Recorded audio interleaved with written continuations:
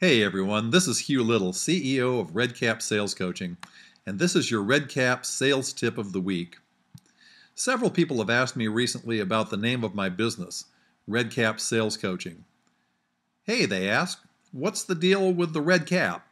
So I thought I'd tell you the story today.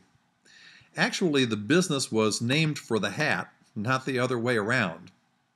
When I started my coaching business in 2008, I had been in sales for almost 40 years, but I knew very little about marketing and branding.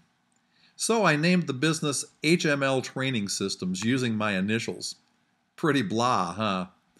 Well, back in 2008, I did a lot of training and speaking in person, and I wore a uniform of black slacks and a black polo with red logo, or a red polo with a black logo. I was in a networking group, and one of the members was a guy named Santa George.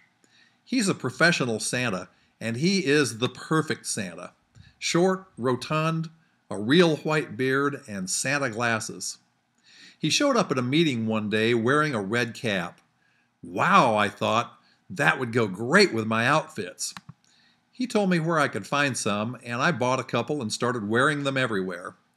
Several months later, another member of the same networking group, Michael King, who is a graphic artist and marketing guy in the Denver area, asked me to have a cup of coffee and talked to me about branding. He said, "You know, Hugh, if you showed up sometime with a different colored cap or no cap at all, no one would know who you are. You need to brand that. Rename your business Red Cap Sales Coaching and put a red cap in your logo."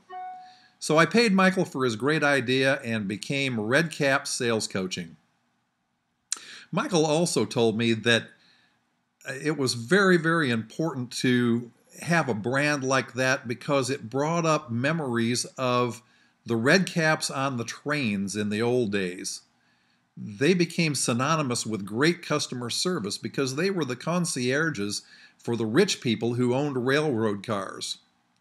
Now, I wasn't sure that that would relate well with younger people, because Michael's about the same age I am, and so I asked a younger marketing guy, Jonathan Day, who's in his early 30s, what he thought of the idea, and he said, "Oh, retro is in." I was so pleased that I was retro instead of old and in instead of out that I immediately took Michael up on his suggestion and started wearing the red cap everywhere. It's been an awesome brand for me these past 3.5 years. I still wear the red cap almost everywhere I go, and my picture and logo are all over social media, my pickup truck, my website, and my blog. In fact, you're looking at it as we speak. I didn't fully realize what a great brand it was until I went to the Get Motivated seminar in Denver a few years ago at the Pepsi Center. 25,000 people packed the arena, and I had people come up to me all day, people I knew and a few I didn't.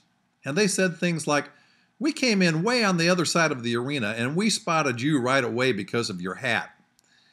Well, if the purpose of marketing is to be recognized and remembered, this is really a great brand.